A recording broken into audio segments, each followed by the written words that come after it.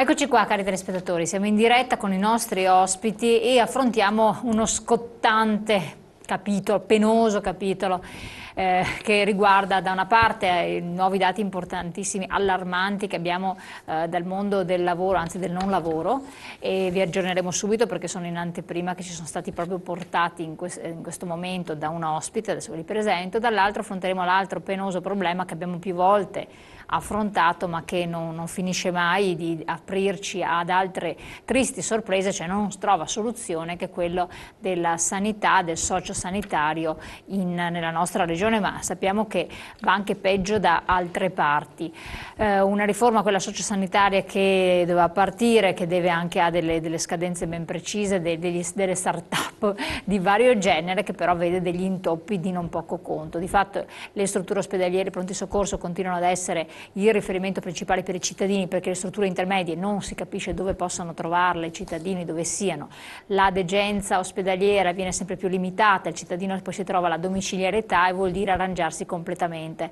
Più volte abbiamo ricevuto vostre sollecitazioni dicendo di interessare chi di competenza per sollevare questo problema, cioè chi non ha soldi, chi ha 600 euro di pensione, 700 euro di pensione, ancora meno, o non arriva neanche ai 1000 euro e non ha parenti con sé, e succede molto spesso perché i figli vanno fuori per cercare lavoro anche all'estero, comunque non hanno la possibilità neanche di provvedere al proprio ambito familiare. Domani parleremo delle scuole materne e dei bambini, anche quelli dove li metti. Figurati se possono provvedere a una persona anziana che è stata dimessa dall'ospedale o che sta male, che cosa fa da sola a casa se non ci sono strutture intermedie che funzionano, e dove sono queste strutture intermedie, i medici di base sono attivi o non sono attivi, quanti problemi. Con noi a parlarne abbiamo il piacere di riavere qui con noi in studio Gino Ferraresso del Dipartimento Contrattazione Sociale SPCGIL del Veneto. Buongiorno. Grazie. E poi Confortin, che è della segreteria dei pensionati della WILP, che però cito per ultimo perché esordirà per primo Antonio Confortin dicendoci quali sono le novità triste che vengono dal mondo della disoccupazione, del limbo, quando sei nella fase limbica di disoccupazione. Poi attaccheremo anche con l'aspetto sociale, quello che dicevamo della sanità, dei pensionati, eccetera. Che cosa avete voi in anteprima? In anteprima abbiamo i dati sulla cassa integrazione di 2 giorni fa praticamente, dati molto freschi, che sono i peggiori dati nella storia da quando esiste i lavoratori, ma soprattutto A livello nazionale o territoriale? A livello nazionale, perché territoriale possiamo arrivare anche a livello territoriale, ma abbiamo raggiunto dei dati paurosi per il numero, ma soprattutto per quanto riguarda il futuro del mondo del lavoro e di conseguenza anche quello che poi si dovrà andare a agganciare con il mondo dei pensionati.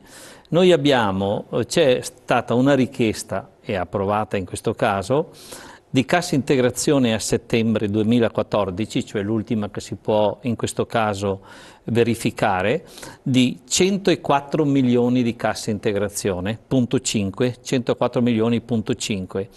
Abbiamo poi immediatamente dopo, a settembre, che di questi andremo a toccare 615.000 lavoratori, che è un dato che non abbiamo mai raggiunto per quanto riguarda. Non l'abbiamo mai raggiunto, e le ore che sono state autorizzate e quelle che potrebbero essere autorizzate, la cosa migliore che sta scritta è comunque in questo sondaggio ben preciso, che ci sono delle realtà che riguarda agosto e che riguarda in particolar modo il mese di settembre, che è stato il peggiore, sono esattamente 265.000,8.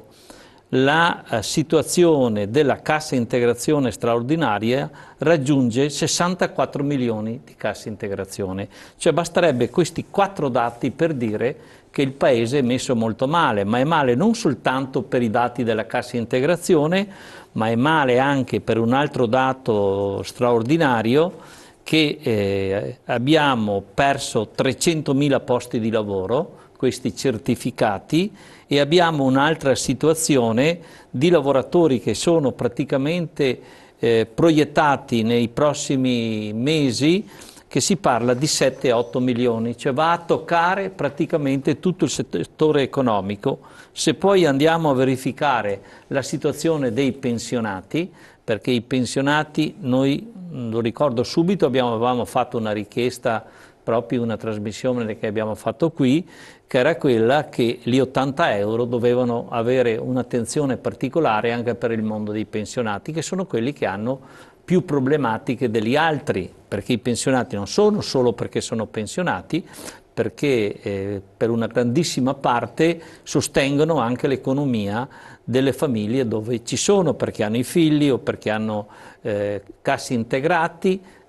Questo bonus dovrebbe essere dato o comunque entrare nella logica di dare i 80 euro di pensione. Perché adesso? Perché adesso abbiamo la situazione più difficile per quanto riguarda questo settore e questo mondo.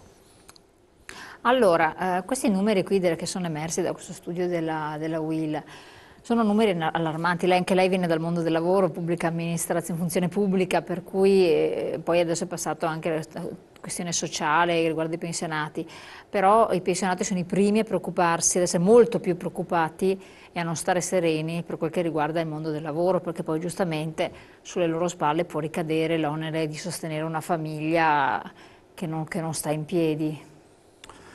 Ma il dato allarmante che si diceva prima della perdita del posto di lavoro si aggiunge poi ai dati allarmanti che sono i riflessi, diciamo così, della perdita del posto di lavoro o della povertà che aumenta in Italia.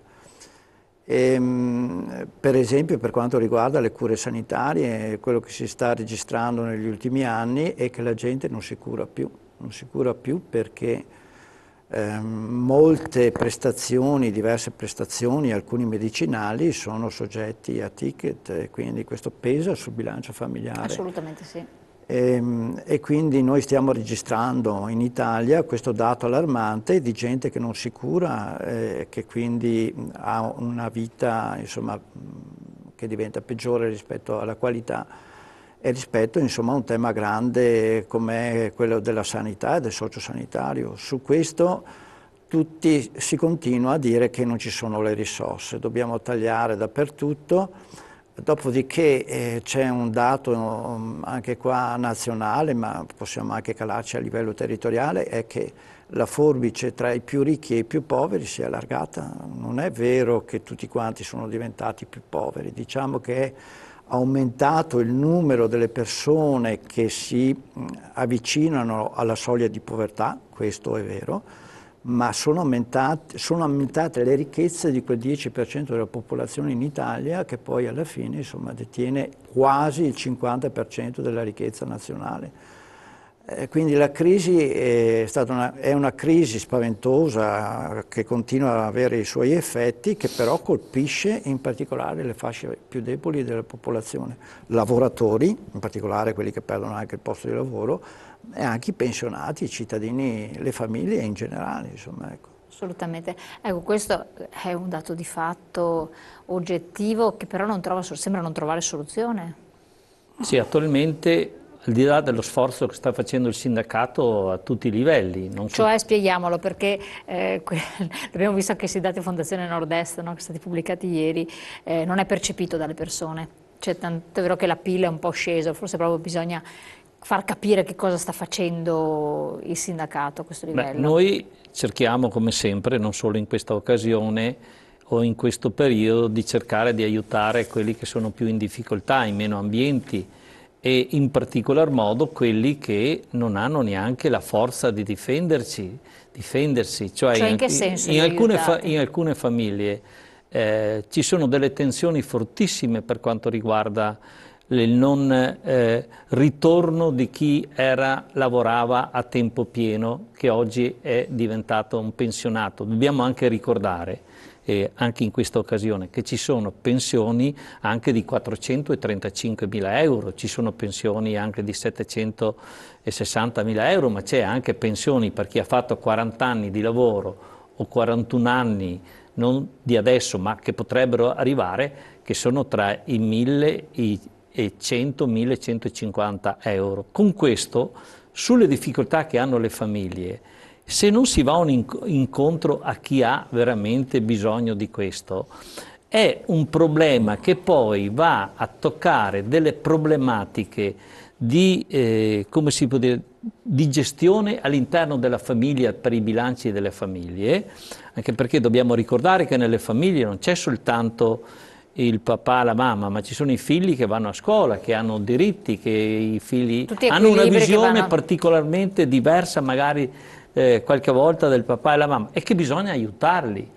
Ma se non si dà una mano a chi è più in difficoltà rispetto di altri, la situazione e i drammi all'interno delle famiglie, io da un po' di mesi, 6, 8, 9 mesi che sono all'interno dei pensionati, sono entrato in un mondo che per me esisteva sì, in difficoltà, ma non così tanto, perché non sempre nelle famiglie ci sono due che lavorano, ce n'è uno che ha il nonno o che ha anche il figlio e la moglie che non lavora, e questo è già un problema molto forte all'interno di queste aziende. Ma io le chiedo, come sindacato, siccome qui ho poi dopo parliamo della sanità, un atto unitario, quindi voglio sapere a livello unitario voi cosa state facendo, poi lo giro la stessa cosa anche alla CGIL. Intanto c'è una cosa nuova nel sindacato, che siamo insieme nelle manifestazioni, quasi tutte, dico io, quasi tutte. Perché ce n'è stata una recentissima, no? Sì, quasi tutte,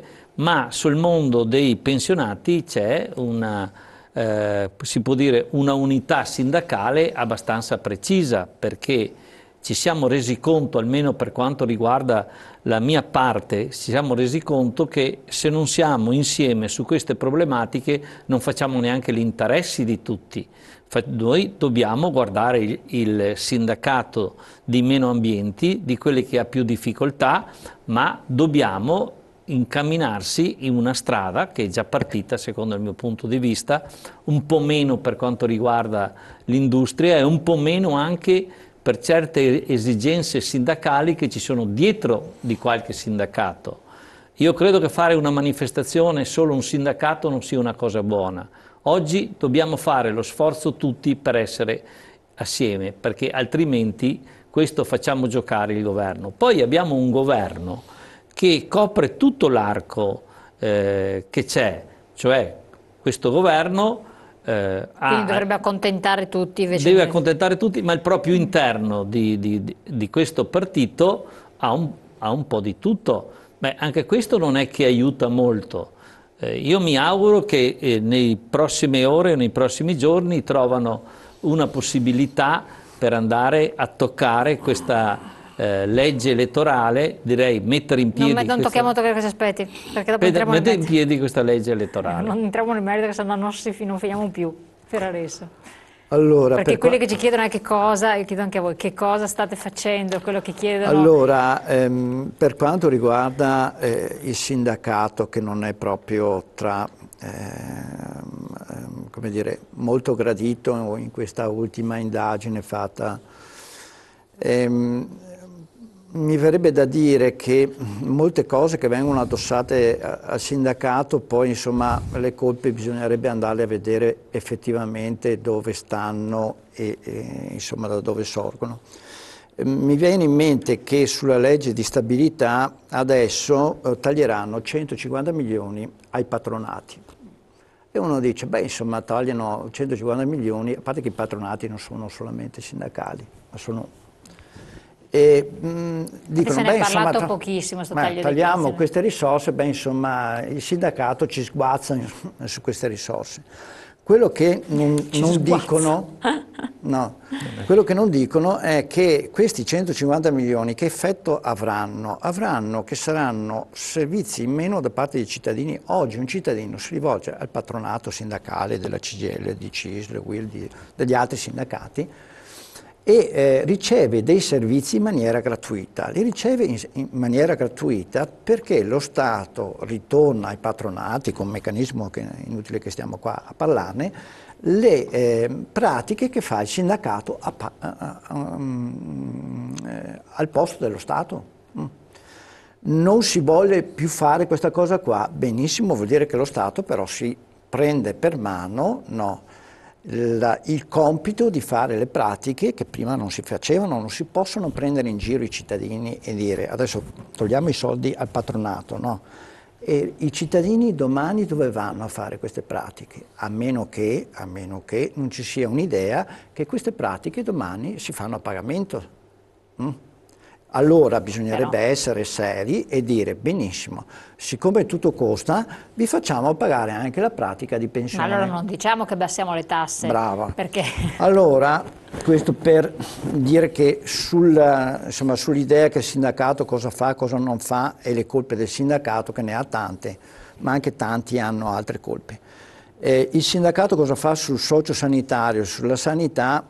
A proposito di unità sindacale, io sono convinto, come diceva prima il mio collega, che tutti quanti dobbiamo fare uno sforzo per andare avanti insieme, perché in questo periodo o si sta uniti o pensionati i lavoratori e cittadini in generale, insomma, ci perdono, perché l'idea è quella comunque, anche con l'ultima legge di stabilità, che le risorse vanno, no, al di là degli 80 euro per i lavoratori dipendenti, vanno in determinati altri settori. I tagli che vengono fatti sono rischiosissimi, perché tagliare soldi alle regioni, siccome i bilanci delle regioni l'80% è sanità, si corre il rischio, non si corre il rischio. C'è la possibilità che vengano tagliate poi in maniera indiretta anche le risorse che vanno nella sanità. Il taglio all'IRAP, il 30% dell'IRAP, sono quote che vanno alla sanità, quindi se io faccio un taglio all'IRAP vuol dire che un 30% di quei soldi là non ci sono più per la sanità. E allora bisogna dirlo alla gente questa cosa qua, oppure bisogna dire guardate che nella sanità però ci saranno meno soldi per dare meno prestazioni. A livello unitario nel Veneto, perché parliamo in concreto di noi, perché sennò siamo un po' troppo lontani, no, da Roma.